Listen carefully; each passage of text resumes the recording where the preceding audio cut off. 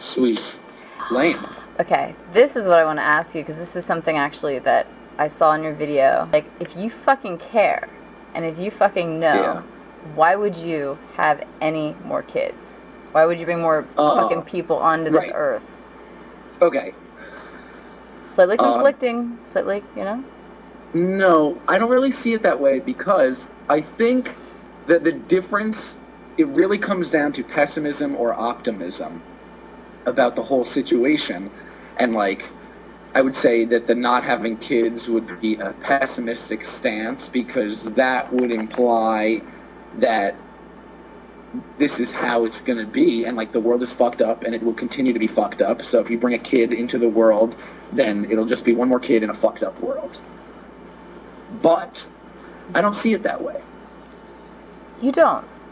I see it as, I mean, I heard some quote by somebody. It might have been Derek Jensen, wrote this book that I'm reading now called The Problem of Civilization.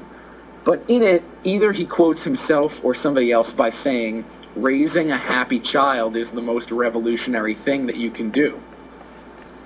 So, like, I mean, I see it as, instead of one more kid in a fucked up world, I see it as, like, one kid, or maybe, like, 2 or 3, who would be sane. Well, but it's not about, because I'm not going to, like, what about adopting? What about into society? Like, my kids are not going to be raised in society. It's really weird that we think of the problem as population, when really population is a byproduct of consumption. Like, if a culture is consuming more, that means that they will grow more. So really, we don't have to, like if we stop population, like, check it out. We take, if I were to, did you see my, like, all those videos about archetypes? Like, you know about young archetypes? That's a really great archetype. Yeah, we've been through this. Yeah. Okay, but so, because I don't want to, like, I don't know you, you know what I mean? We, like, have talked a little bit, and I still would not consider you somebody that I know. You're, like, you don't know me. I would say, in the realm of acquaintance, like, barely, except we haven't even actually, like, I'm a hooker, like, when I'm not on YouTube. Okay, wait, but I have to use you as an archetype as much as I'm using myself as an archetype. Yes. So, like, if I were doing what you did, which is being away from society, although we still have agreed that you are a part of it, obviously, and, like, you are against it, like, probably philosophically and morally, like, all the destruction that is a byproduct of it. God damn it, I forgot what I'm talking about. It might come back to me. It was something about how if you... Here it is. I got it. Bring it. Okay. Bring it. If we follow Heidi, and we don't change anything really, except for, I mean, you change a lot of things for yourself and your own happiness and your own peace of mind, which is, like, the forefront. But you didn't change anything as far as one less person contributing to society, which is what we've already established. So if the only thing that you change, the only way that you don't contribute to society is not bring any people into the world, that is not going to make a change really at all. Like, if most people caught onto that and followed that, then yeah, population would go down, definitely. But if nothing else changed, then don't you think the population would just go back up? Like, population goes down and nothing changes except for the population level. Like, nothing changes in the mindset of the people or in the way society is run, the way we live our lives, the way we get our food. Then it's just, I'm saying, so Jensen says, and I'm saying, that the problem is consumption, and that if we change the amount that we consume, then the population will go down, because, like, if you is really to change the mind of the culture, not the shape of the culture or the size of the culture, because if you don't change the mind of the culture, then it's always the same shape. What about leading by example, though? I mean, you're talking about consumption, but you're also talking about bringing 2-3 children into this world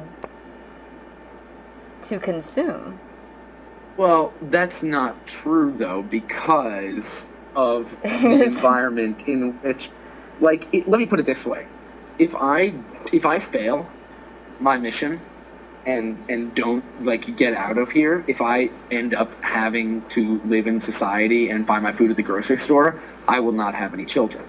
We're still talking about the consumers that you're actually producing as opposed to adopting or taking care of the children that are already out there, consuming but also suffering. Okay. The point that I've been trying to make, but I haven't made yet, I will make in this sentence before I finish it, and it will end, I will not be producing consumers. Okay. I will just be producing people. Okay. We are all right now consumers, but not all human beings are consumers. You know what I mean? I mean, they're consumers in the sense of the word that, like, in the biological sense of the word, like, food?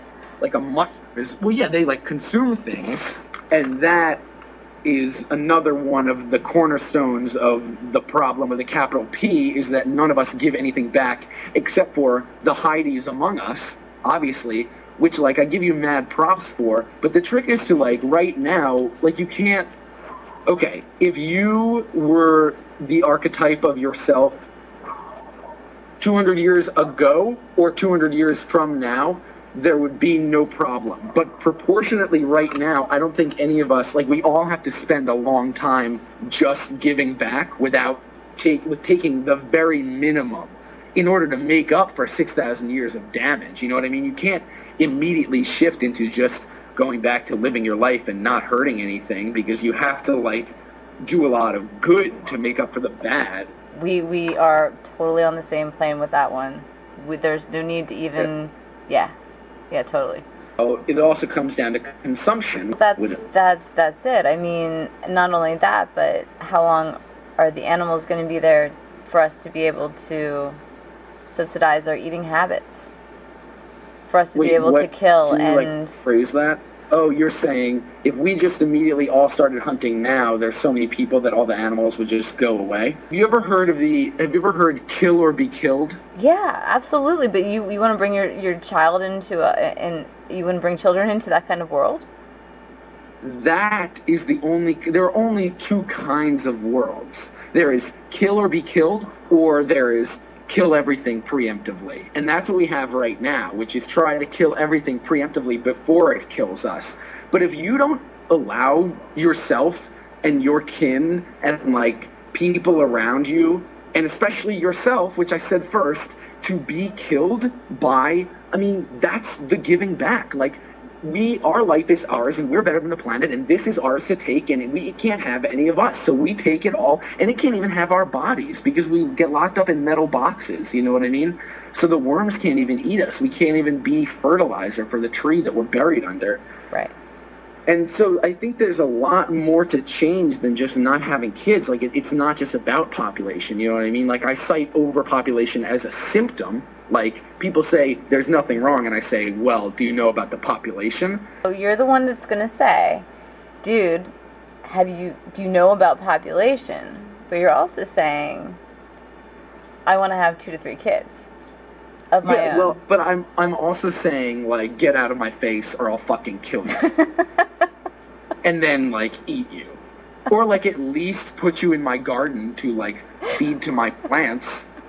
Wait, okay, it's either that, you can either say all of that, or you can say everything that Heidi says, which is really this thing over here that I'm getting to. God knows. Because you have the food and the grocery store and the carrot sticks, the barcode. And so if you go over here, this is just, like, kill everything else.